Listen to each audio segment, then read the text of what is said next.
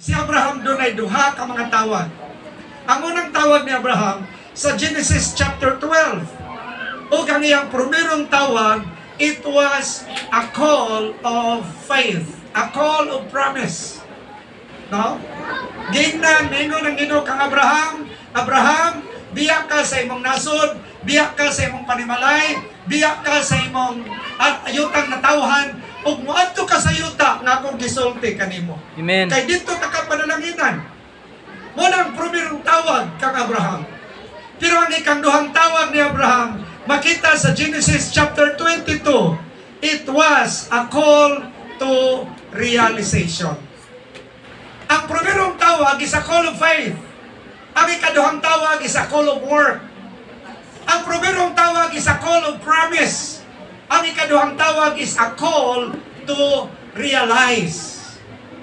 In the same manner, mga kaigsuonan, kita pod sa atong tagsa-tagsa ka magkinabuhi, gitawag ta sa Ginoo kaduha. Primerong tawag is faith. Ikaduhang tawag is work. Primerong tawag is promise. Believe me, and I will bless you. Ang ikaduhang tawag, express your belief. It is a call of work. No? It is a call of work.